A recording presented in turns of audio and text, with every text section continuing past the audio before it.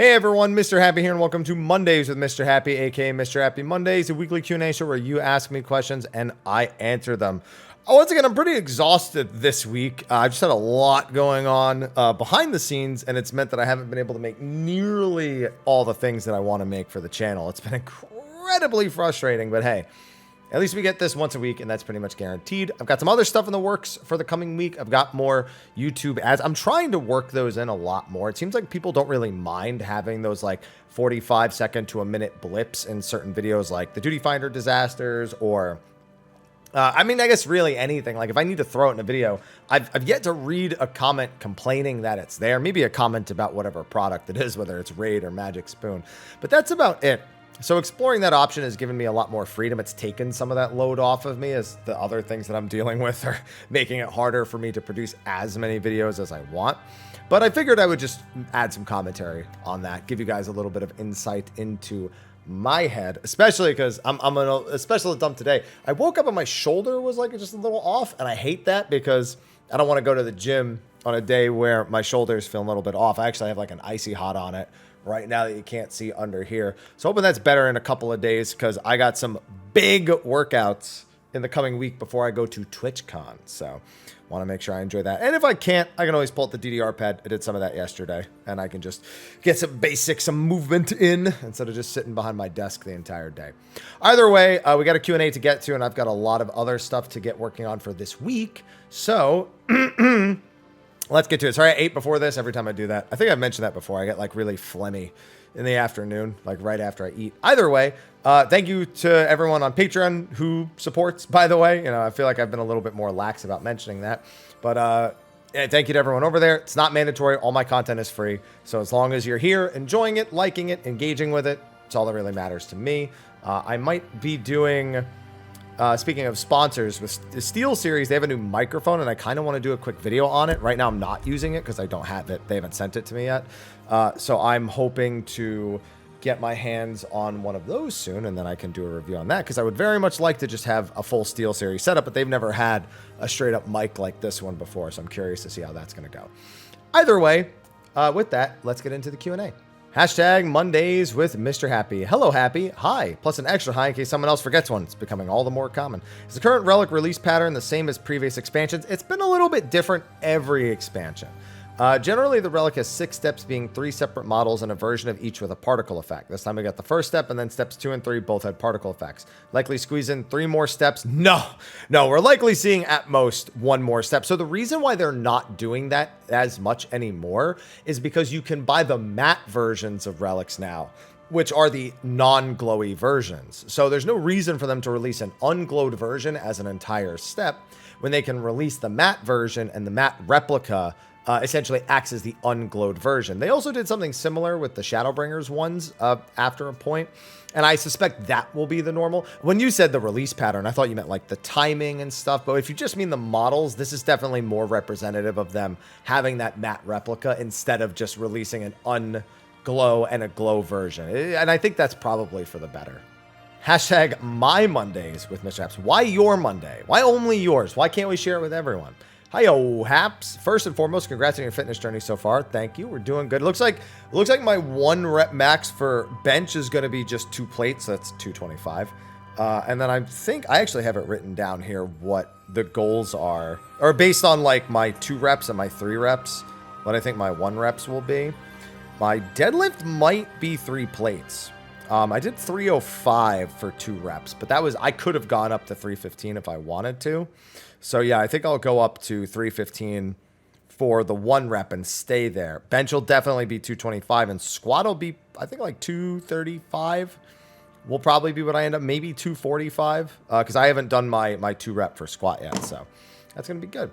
Surprised when I watch you again after coming back. Yeah, I know, right? Like you go back 10 years, I look more like this. You come forward 10 years, I look like it again. I was wondering, has the dev ever mentioned anything about making mouse over actions a thing? No, but it has been something I brought up on occasion, not directly to the devs, but like it is something that's been on my quality of life wish list for a very long time, is being able to enable certain actions at a core functional level to be mouse over versus making mouse over macros, which are less responsive. Yeah, like you even mentioned, the noticeable lag.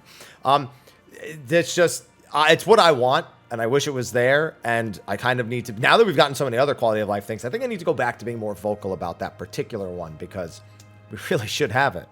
Hashtag Mr. Happy, Mr. Mondays with Happy. Confused me with that one. Hi, Happy. Hi. Hope you're doing well. Doing all right. Thank you. Long-time viewer, first-time asker. Welcome. Here's hoping for an early mount drop. So I got Zero Miss, but I paid 15 million gil total for it. I paid all of my members. I offered 2 million apiece, but then somebody didn't want the money, so I gave everyone else 2.5 million because I had the extra money allocated anyway. And then I went back to Golbez, and I'm not paying for Golbez, but I'm now at 101 runs, and I've seen like 3 mounts. It's been awful. I couldn't even have bought it if I wanted to, because today I did it for 5.5 hours and didn't see a single mount. So much for a buffed drop rate. Anyway, the first buff is not usually a super significant one, but the second one is the big one. Either way, I'm shocked to have not seen as many as, or to have barely seen any of them. My question is about the most recent trial. No, you said you don't like bosses that are big and stay at one end the entire time without decent mechanics. Your thoughts on this boss spot and use of the mechanics? So my big problem with it, and I think my crown example is probably Manipulator. It's when the way you ask everyone to use the rest of the arena is, in my opinion, not satisfactory. So with Manipulator, you spend pretty much all of your time kind of dancing underneath him. And while you do have the whole giant arena out there, you really only use that space for one ad and like as you're returning from the vent. So the arena having that entire section away from the Manipulator feels like a complete waste of space. And it's something they do struggle with on occasion, is making use of the arena in what feels like an effective and fun manner. And while Zero Miss is very, very easy, I feel like they do a very good job of asking you to use most of that space. There's a lot of movement. There's movement in the front of the room, the back of the room. There's movement that can optimize the front of the room, but there's easier movements if you use the back of the room. So I've actually found that this is an example of a boss that stays in one place well. I almost feel like it does it better than Zodiark even. And Zodiark was an okay, you know, for an intro level at the start of the expansion extreme trial. But no, this one gets a thumbs up. This one gets an approval. I think they still could have done certain things a little bit better about this fight, but this is definitely an it's okay if it's in one spot along the wall kind of example.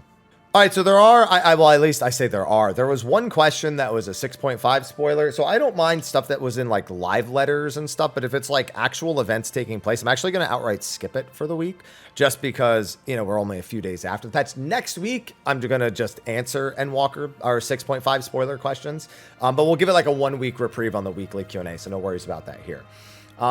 I could actually answer it without even answering it technically, but, you know, without saying any names. But either way, I'm just going to leave them out of the video, what actually the events that are actually taking place. But like boss names, like we already knew Zero Miss was the boss. I have no issue talking about Zero Miss being the boss. Hashtag Mr. Happy leg day. Today was supposed to be leg day, but I don't want to rest the barbell on my shoulder while it's a little bit tender. Hey Haps, how you happen? I'm happen all right. You happen all right? I'm happen all right. Just jumped in the Dragon Quest Monster with the new demo. I've not played the new demo yet. I have to play that, Silent Hope, and Star Ocean 2 demos still. I was wondering if you were going to do any videos about synthesis strategies or monster builds. No, I've often talked about this, especially in recent times, but there are some things that on the channel I don't feel confident releasing, even if I want to do it, because the channel has just, YouTube has focused the channel so hard into Final Fantasy and Final Fantasy 14 stuff that when I deviate from that, the channel just kind of suffers as a whole. It's why if I had that spare time, if like the stuff that wasn't happening to me, like behind the scenes, and I'll talk about it one day, but it's just like, it just occupies so much brain space for me that it's hard for me to get a lot of things done. I would have already started a Souls channel, a separate Souls channel. I have the VOD channel, which fortunately community member Anabai has been updating. So if you are looking for my VODs, they are actually being frequently updated, and it's specifically for game playthroughs that are not Final Fantasy 14 related. Like Lies of P is being uploaded. I think Armored Core is being worked through right now. Most of Count Up is on there. There's a few other things that are there as well. So if you have been looking for my VOD channel, wondering if it's been updated at all or didn't even know it existed, it's there. My VOD channel is being actively updated now, thanks to Anabai, who volunteered, and I'm very glad they did, because I've just been so bad about it. But then I wanted to make a Souls channel, because like Lies of P, I've been loving that. I think that, well, and then I've been doing like Elden Ring, randomizer, crowd controls, and then I'm looking at that Lords of the Fallen game, and like I want to go back and play some of the old Souls games again, and Bloodborne. I love Souls games, but I just feel like I can never release anything on them here, because anytime I do, it just YouTube algorithm kind of pushes it down. So I want to make a separate channel. And it's funny because I was going to name it Happy Souls, but apparently that's a 31 million view video on Dark Souls, like a parody video, and I didn't know that until I suggested the name to my community. But I would have to be the same. Like I would need a separate like general gaming guides channel, one that's built that way from scratch, so that way it doesn't feel like it's kind of locked in one place, and YouTube recognizes the kind of channel that it actually is and what kind of people would search for it. It's a pain, and I hate that it works that way, but it's the reality of YouTube now, is that if I want to do more stuff, I need more channels. And I don't need to be active on every channel all the time, but it's just, it's almost a waste of time to do it on this channel instead of build a whole new channel, which is also dumb, but it is what it is. So if I do anything, it would be on a separate channel, but for now, there's no plans for something like that. Hashtag Mondays with Mr. Happy. Hey, Haps, hope everything is going well for you. I'm doing all right. You doing all right? I'm doing all right. 2 questions for you. All right. 1, generally an animal's main purpose in life is to survive and reproduce. Humans are considered animals, so do we share that purpose? Or because we have such advanced brains and consciousness, do we need to find a purpose beyond 2 things in order to feel satisfied when our time comes? What? Second question like this. What is your favorite relic overall? What is the juxtaposition between these 2 questions? It's so ill prepared for the first one. What the hell happened between the thinking process? Like, I wonder if he has anything to say on the purpose of existence. Also, what relics did you like? I don't even know what all of them look like off the top of my head. So it would, I honestly don't even know, but I know that the Luxes, which are the final steps of the Heavensward ones, a lot of really good Luxes. So those or even the Zetas tend to dominate a lot of my favorites. But I got a couple here or there across the other ones that I really like. The Pyro Step from Monk, for example, and what's it called? And then I like the details on the Red Mage one for Shadowbringers, the final one. But yeah, I don't even know what they all look, because sometimes it's just a mesh of colors and I can't see color properly. So for the first question, based on how much I see people on the internet talking about getting bread, I'd assume reproducing is probably the single most important thing. So I'm going to say, yeah, just survive and reproduce. Hashtag Monday with Mr. Happy. Hey, Haps. Hi. Clear DSR. Congratulations. Ooh, that gets me excited because it's somebody else doing it, not me. Mystatic's been doing an interesting thing. We've been getting people to the end of the fight, then outsourcing the clear to the clear squad people to end up getting the totem. We do PF a lot, and it feels somewhat similar, in similar vein to getting a bunch of duty complete people to finish the fight with you in PF, or to purchase a merc party with Gil and Party Finder. Do you feel like people who use clear squads are kind of diminishing the prestige? There's no prestige. The only prestige in Ultimate is your personal prestige in clearing it. Nobody cares. Nobody cares if you're a single legend, double legend, quintuple legend. Nobody cares. There's no prestige to it at all, because people have been selling Ultimate clears for ages, and nobody cares, because you could go into PF and somebody would be like, I'm a quintuple legend, he is solo heal, all ultimates, and then you die to Gale Sphere 2 on Golbez and you just look like an idiot. So no one cares. In that moment, if anything, it's only a tool used against you. If you're a quintuple legend, you mess up anything, everyone around you's like, yeah, some fucking legend, right? So no, it doesn't at all. It doesn't at all. Dude, get your clear, get your money, get your, do whatever you got to do. But that's it. That's all there is to it. There's no prestige at all anyway. Hashtag Mondays with Mr. Happy. Hey, Mr. Happy. Hi. What would you like to see in the next raid tier for 7.0? I think somebody just asked me this like 2 weeks ago, and I said doesn't really matter to me. I just hope it's good. Is anything in normal raid and alliance raid, like storyline? No, there's no way to ever guess or predict or even hope for anything, because there's no context to say what they'll do. I mean, you're always just throwing a dart at a dartboard, and I'd rather not set unrealistic expectations. I'd sooner just be surprised than like whatever they release. And that's true of everything. I don't want to know until they tell us, and I don't want to be right when I guess. I just want to do it when it comes out and enjoy it. That's all there is to it. Hashtag Mondays with Mr. Happy. Greetings, Master Happy. Ooh. First question, do you see the devs going back and allowing certain side quests such as Binding Coil Normal to be done with duty support? No, they'll focus entirely on MSQ. If they were to do that, that would be like 5 years down the line at the earliest. Second question, do you foresee the new jobs being OP in comparison to the current jobs? True story, I think there's almost no jobs that have been OP compared to other jobs on release. There are some, but looking back, Ninja is probably the most prime example of a job being OP on release, so much so that they had to actively rebalance it like within the first month of it being out. But Dark Knight, Astro, and Machinist were all considered, you know, garbage tier when they came out. Dark Knight a little unfairly, because I think a lot of people were just... There's a lot of people who didn't know how to tank, who were calling it bad. So it was kind of just like it just didn't make sense. But even still, it was still regarded as weak. Even when people started taking it into raids, people still said that it wasn't right. Like there was just so much jank to it that like it felt like they missed the mark on a bunch of things. Samurai, you know, was kept out of parties. Wasn't underpowered, but certainly wasn't overpowered. Same with Red Mage. It was really just the raise part of it that was a big deal. Gunbreaker, I would say, was and stayed very powerful on release, so that's kind of an exemption. But Dancer, no, they undertuned Dancer drastically when it came out.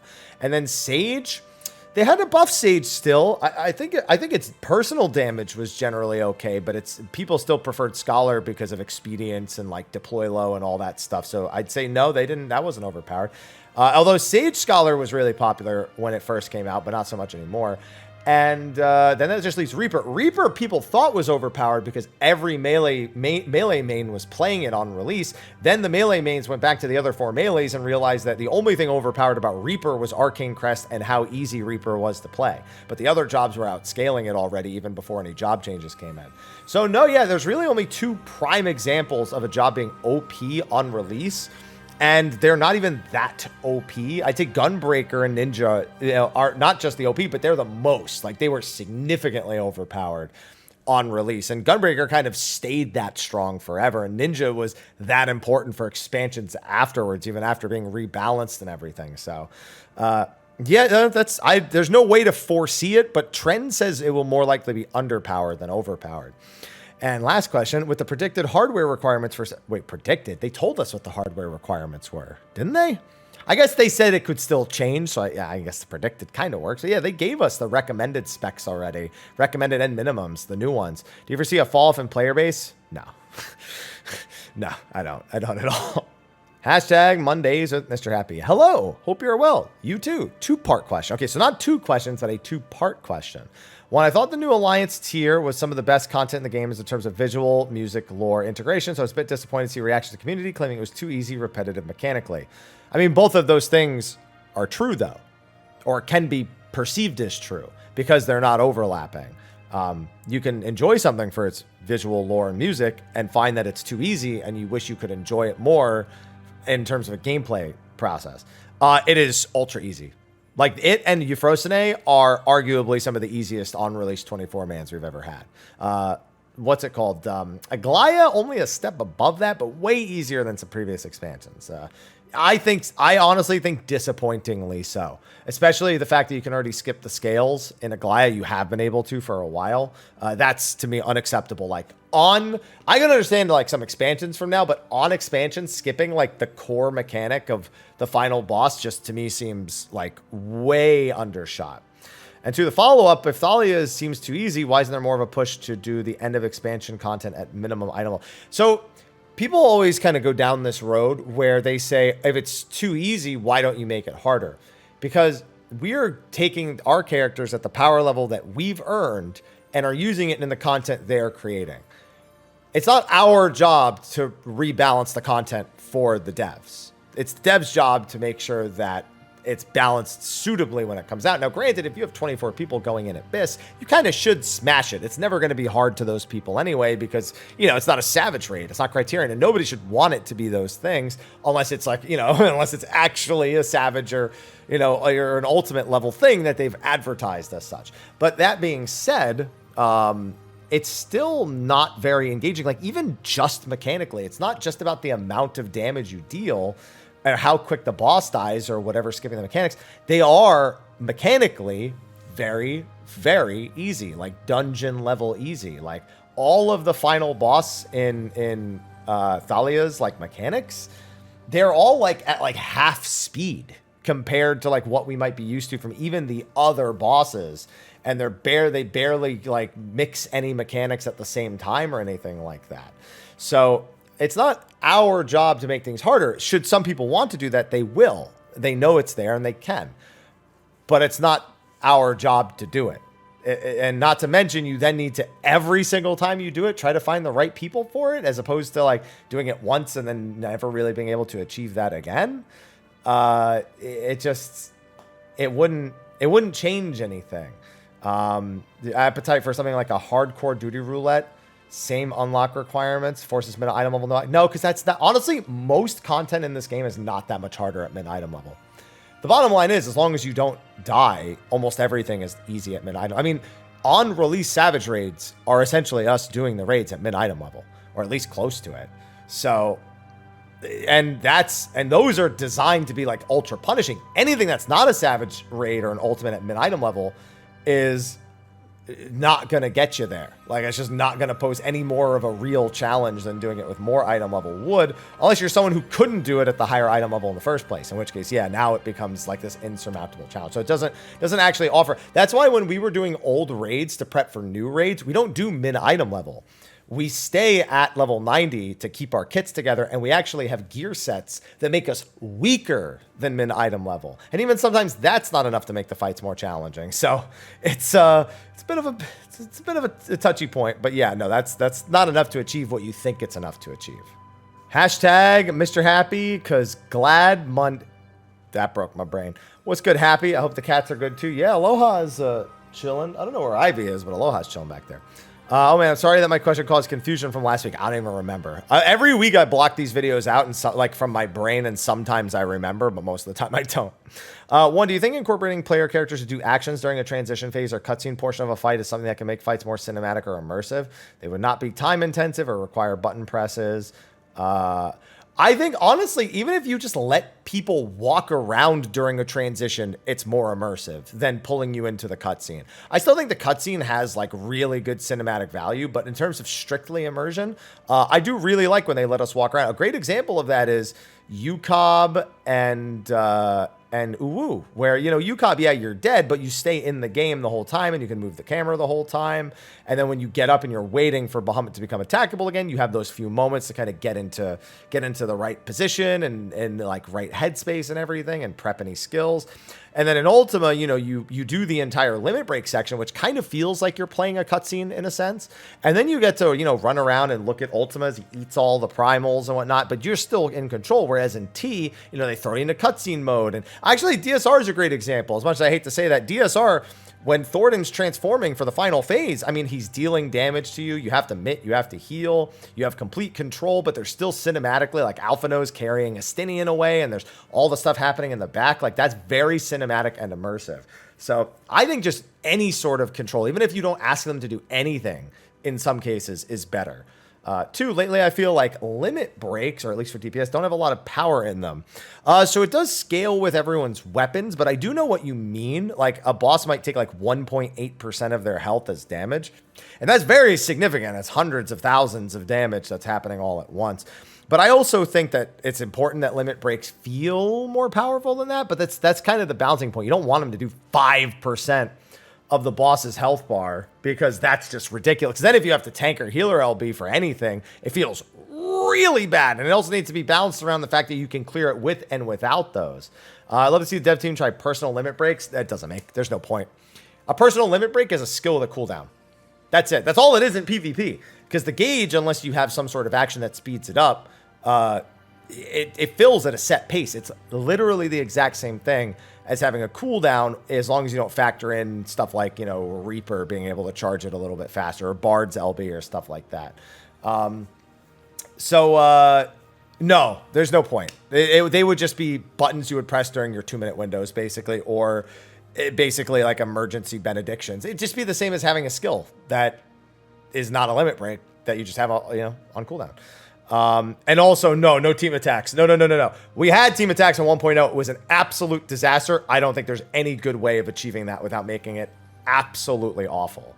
All right, so I skipped the question before this because it was a spoiler question, but I actually will answer it. This was for @Clurin, CLURIN. No. There you go. Hashtag Mondays with Mr. Happy. Hello there. Hi, just wanted to wish you an early Merry... It's not even Halloween yet! It's Halloween, Thanksgiving, Kwanzaa, Hanukkah. You're wishing me... It's October! Might as well wish me Happy Easter at this point while we're at I'm not actually upset by that. This is an exaggeration. But no, seriously, I feel that on the inside. Thank you, I guess. What are you looking forward to most? I don't know. I don't even know what I'm having for food after this. I'm not thinking about 2024 yet. I got shit to do now. I don't think I can't worry about that. 7 rebirth. That's my answer for now. Hashtag Monday with Mr. Happy. Hello, Mr. Happy. Hi, first time poster, about a 1-year enjoyer. Welcome. Hello to you and the cats. Well, cat, I don't know where Ivy is. She was out here earlier. I don't know where she went. And I do apologize for the longer one. Recently, I reached the MSQ button where I had to be continued after starting a couple of years ago. And instead of cheating with Poetics and getting the best gear basically immediately, I've had to actually gear. Melding was fun for the first time. Oh, I guess that's a personal choice if you want to do that. I have a couple of questions that might seem more general than usual. No, I get some pretty general questions, trust me. I want your opinion on general gear progression endgame because I've had so many of these questions enter my head. How do people generally know how to progress with their item level? They just look at the patch notes and just see what the new item level stuff is. I mean, it's like, okay, what is new in the game that has a higher item level and where does it come from? And the patch notes will pretty much tell you that. And then you just say, okay, well, I'll buy crafted gear, beat the raids, and I'm good. That's it. That's just experience, research, knowledge. They're not going to tell you, hey, go get this item. That's not going to happen ever. They just give you patch notes, and the patch notes give you the information that you need. Or you just go to vendors at every patch. If you really wanted to, you could just go to every vendor that normally has gear every patch and see if they have anything new. If you really wanted to do that, that would achieve the same thing. Also, Dawn Trail coming out next year. Based off your experience, how is the timing to most things for people reaching endgame? Is it more slower moving? I don't think I understand this question. How is the timing to most things for people reaching endgame? Is it slow moving, fast moving? I'm so hyped that I'll be doing the story content with the play. I'm not sure I understand the question. I wouldn't describe it as slow or fast. It just, there's a line.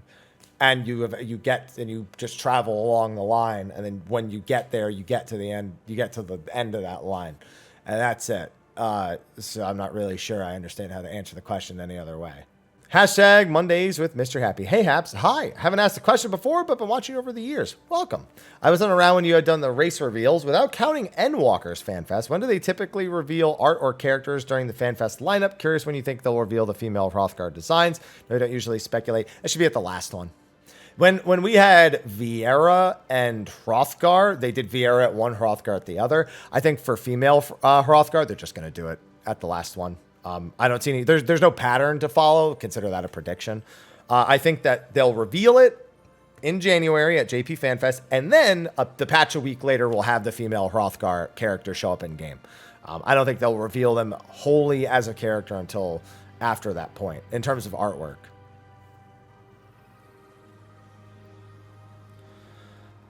Hashtag Mr. Happy Mondays. Hey, Haps, how's it going? I'm doing all right. You doing all right? I'm doing all right. Not sure if I got this question in time. Yeah, this was 18 hours ago. I normally record on Sundays, and this was on... Well, it might be Sunday where you live, to be fair. Or it might have been Sunday when you asked this. What's your personal game of the year and why? I don't even remember what games came out this year. 16, Octopath 2... Oh, dude, there's too many. I can't do it out of all of them. I would need to see a list and pick one of which I think is the best game of that batch, because there's too many games. There's no way I can just pick. I also don't really like game of the year because I can sometimes objectively think like Baldur's Gate 3 should earn game of the year for everything it accomplishes. Even if I think a lot of people overlook like a lot of the bugs and shit, but they overlook it because all the other stuff is really good. And so you might argue that maybe it's too buggy to win game of the year, but I think in terms of scope and everything, I'm not even done with it, but I think that if a game were to deserve it, even if it's not my favorite game of the year, that would probably be it, I guess, so far. 2, what's your game of the year soundtrack? I mean, That's even tougher. 16's really up there. But no, you know what? Octopath 2. Octopath 2 definitely wins my soundtrack of the year, for sure. Hashtag Mondays with Mr. Happy. Hello, Mr. Happy. Hi. Hope you're doing great. I'm doing all right. You doing all right? I'm doing all right. Started playing like a week or two before Endwalker's release, and 2 weeks ago I finished all the MSQ and raids and Alliance raids available. I've been curious about Savage, even though Ultimates and all those, and I don't really know how to start. I've heard disastrous things on Party Finder. I don't want to be the one screwing everybody else. Apart from reviewing the fights, what can I do to not be that player? I mean, you won't know until you start doing it. Until you figure out what you're not good at, you can't figure out how to get good at it. So like if there's like a specific thing you find you can't do in raids, you won't know until you start doing it. I'll tell you this though, if you're in a learning party, the expectation is that it's kind of going to be a disaster no matter what. Most of the disaster stories you hear are not entirely from learning or prog parties. They're from clears and farms. Because with learning and prog, people generally accept that while you can have a bad party, more often than not, it's everyone learns at a different pace, everyone retains at a different pace, everyone has a different kind of like limit for how long they're actually good at the game for. You just won't know these things until you start doing it. So it's better to start doing it, try to figure out what you're not good at individually, and then you have a kind of a path forward because you're going to fuck up. Bottom line, everyone has to. People who have been playing for 10 years do it. Some more than others, but they do it. You just have to start trying. I play with controller. Is it impossible to clear high? No. People have been doing high-end content with controller literally since the game came out. There's no difference. There's no reason. There's nothing functionally a controller player can't do that everyone else can do. Well, I guess there's like if for push to talk on controller kind of sucks because you don't really have a spare button on the controller. Some people buy like foot pedals or they just get like decent voice detection for like Discord or something like that. But no, it's fine. Hashtag Mondays with Mr. Happy. Hi, Happy. Hi. Do you think they will, or do you want them to, add a few dungeons with significantly bigger pulls than average, like Mount Golg? By Shadowbringers, the general size of wall-to-wall pulls still mosely established, with Mount Golg as a pretty major outlier as far as I'm aware. There's a few others. There's a few others in Shadowbringers as a whole, like post 80 dungeons. I don't care because they're dungeons, personally. Like, do I feel kind of cool if I do a good job on a big pull on a dungeon that is notorious for its kind of big pull? Yeah, but I don't care enough to want it more because it's still just a dungeon to me at the end of the day. So it's already not content that is designed for me and what I'm looking for out of the game. So for me to make a demand of it doesn't really feel accurate or adequate. Like, it's selfish, I suppose. So no, I don't think they will, to answer the other half of the question. Hashtag MHM. Hello. Hi. I was wondering if you think the free trial editions will keep up through Endwalker and Dawn Trail many years in the future. Or do you think Stormblood will be the last? I'm not going to lie. Now that they've done Stormblood, they have to at some point do Shadowbringers in the free trial. And I say that only because so the point of a free trial is not to give people a ton of free content. It's to sell the game. Like by the end of the free trial, you're supposed to want to buy the game. And I think personally, Heavensward is a better endpoint of the free trial than Stormblood is if I was trying to convince someone to buy the game to play everything else. So if they've already gone to Stormblood, they're not going to go back to Heavensward. What would be the next improvement? Shadowbringers. And let me tell you this. If you don't want to buy Endwalker after playing Shadowbringers, that you have blue-balled yourself to them. Imagine getting to 5.55, finishing Shadowbringers, end story, setting up Endwalker, and you just don't buy the game to see the finale. Like, mind blown. The idea of that could even happen. Honestly, Stormblood kind of ends on a similar enough note for Shadowbringers start that piques a similar curiosity, but I think that Heavensward and Shadowbringers are ideal endpoints. So at the very least, I see them going to Shadowbringers. I didn't think they ever needed to go past Heavensward, in my opinion. But they did, and now the expectation is that they will probably keep expanding it. There was a question that asked if the painting in the Drowned City of Skala looked like a Guado. I honestly don't even remember the painting. I know where it is and who it is, but I don't even remember what it looks like. Hashtag Mondays with Mr. Happy. Howdy, Haps. Hi. So they had said cross-region party finder, or maybe it was travel was possible. No, they said that. Well, no, they said, yeah, travel was possible. I mean, they technically both could be possible. If travel's possible, they're both possible. They have the technology, but they're concerned with cultural differences, so they aren't ready to pull the trigger. I think come 7.0, we might get cross data center party finder within each region. So they've also mentioned working on that. And that's something that I think they not even cross. Yeah, so just cross data center within each region. Yeah. They've said that they want to do something with that. There are some challenges to it. The data centers are not meant to be connected in that way. So I have no idea what the plan is for that. But I mean, it seems like they're well aware that people want more access to more data centers without having to necessarily go to them. So yeah, I mean, they know. It's just a matter of whether or not it's reasonable to do or possible or feasible within a certain margin, I suppose. Hashtag Mondays with Mr. Happy. How you doing, Haps? I'm doing all right. You doing all right? I'm doing all right. Got a quick question for you. With the release of patch 6.5, the devs added some new trophies for the PS5 version that include soloing 1 to 200 in Palace of the Dead and 1 to 100 in Heaven on High. No complaints these are added, but I don't like that they're not retroactive for players who've already gone through this years ago. Having to redo it is kind of BS. I mean, that's just the trophy system. I don't think you can retroactively earn any trophy just by loading up even like a save file of another game. I'm almost certain that you would still need to complete the activity to trigger the flag that tells the trophy. I see, obviously there might be some games out there that do it, but this isn't a 14 thing. I'm almost certain this is a trophy system thing within PlayStation. Like I'm pretty sure Xbox would do the same thing. I'm pretty sure they have to flag it like on occurrence in order for them to occur. So that, yeah, that's not like, I don't think that's anything they have control over. That's entirely the trophy / achievement system as a whole. It doesn't matter if we let them know it's an issue. I don't think it's something that you can fix. Like, as I've had, like, for Steam, and even for, I think, PlayStation 4, I've like loaded up a save file, and the save file to get said achievement always has you basically right before something occurs, so you can perform an action that triggers the trophy to occur, or in the case of Steam, the achievement to occur. I've never seen a save file like loaded up that then checks for that. Now, here's the thing they could do, I suppose. They could add an NPC in-game that triggers the effect if you've done it before. That might be the only solution, but I don't know enough about how the game contacts the PlayStation system in order to indicate that the condition has been met. And without that knowledge, I can't say that that's something they could do or would be feasible. But I'm fairly certain that this is more of a limitation on the achievement system and not on the game itself. You're just playing an online game.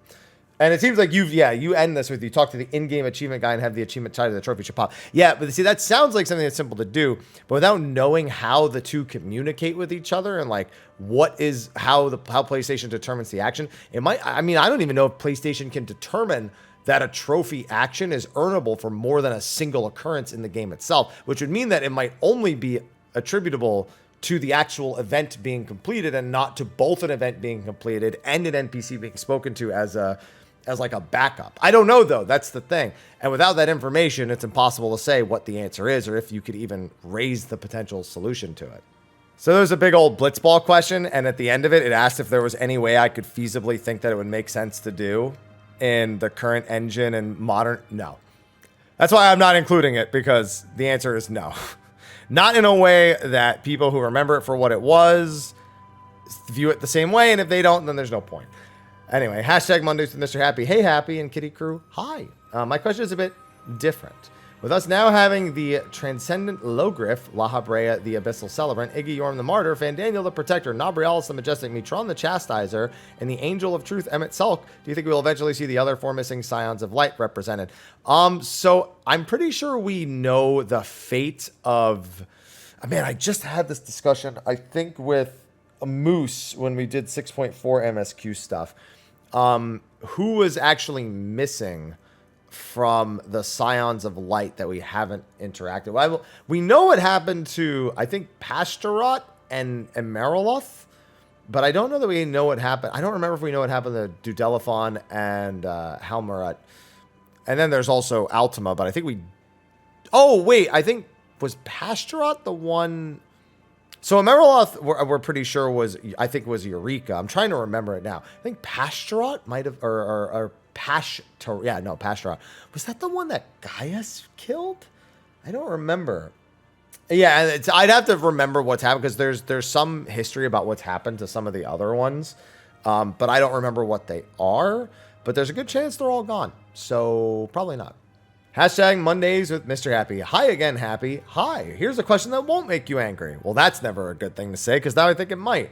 With regard to Etherite Cost in an ever-expanding world universe past other worlds, do you think they might consider removing Etherite Costs entirely, or at least capping them only marginally above the ferry and airship cost?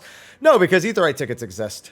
If people really want to avoid the cost for those, there are several very reasonable methods in terms of obtaining a weekly allowance of free teleports. Like, even if you just did B ranks in a Realm Reborn, Heaven's Ward, and Stormblood, and did Blue Mage like weekly Carnival, that alone with nothing else hunt-wise is like a ton of free teleports per week. So I think is in a world where those exist, not to mention, actual hunt trains or S ranks or whatnot for those old. With all those existing, I don't think so. I mean, I'm sitting on like 4,000 or 5,000 free teleports right now. And I see that your next bit here is that technically they give you enough to circumvent those. But no, I don't think so, because there's methods of content in the game to avoid the cost as is. I haven't paid for a teleport in like 8 years at this point. And I mean, that content's available for anyone to do. None of it's difficult. It's all casually approachable content. And yeah, no, I don't see a reason to change anything, really. All right, so there was a question with my thoughts on Island Sank.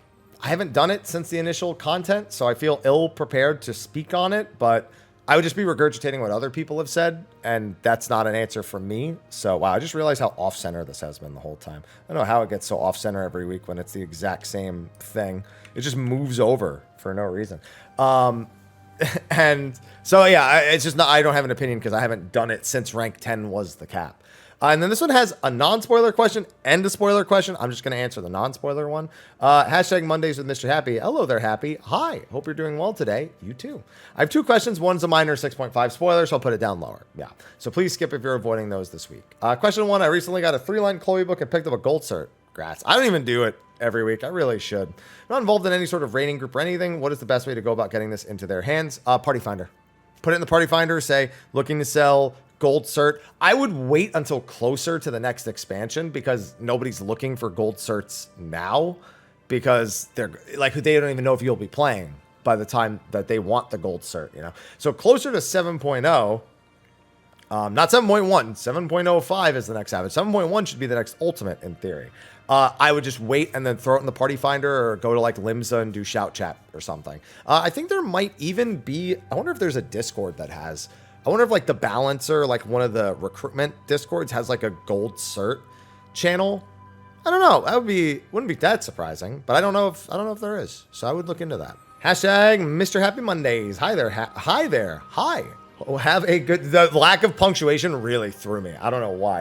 I have a question related to the lore of 14. Well, I'm not a lore master, but I'll try. The question is, people says the lore of the 12 changed after Myths of the Realm, but I don't know what the change was lore-wise. Well, it's not that it changed, it's that everything prior to Myths of the Realm is speculation. Myths of the Realm is the truth.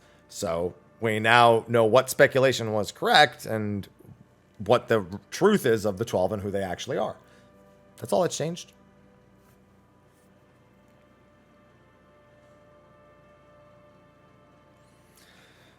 There's a lot of questions. Might have to start lightning rounding the remaining ones. Hashtag Monday with Mr. Happy. Sup, Haps? Sup? How you doing? I'm doing all right. You doing all right? I'm doing all right. I hope it's all right. Yes, I'm doing all right.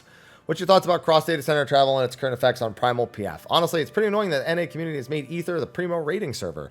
Man, it's funny because it's been like this for 10 years now. Gilgamesh used to be the primo rating server. Then we could raid across all of Ether. So Ether became the go-to rating data center. And now you can actually travel to it instead of having to having to actually pay for a transfer. So it's always been kind of the reputation it's had. It's a minor inconvenience, but an inconvenience. Yeah, I mean, that's why we were talking about the cross data center regional PF, and that's why it's such a huge topic, because people aren't a fan of this. But that's really all there is to say about it. And, And it's not, you say, I like how you said Dynamis and Primal not looking good, like Crystal's PF is looking any better. Like how you just left that out, and Crystal's always notoriously not had a great party finder in terms of volume, but you know, that's just, we knew that, so we'll just focus on Dynamis and Primal.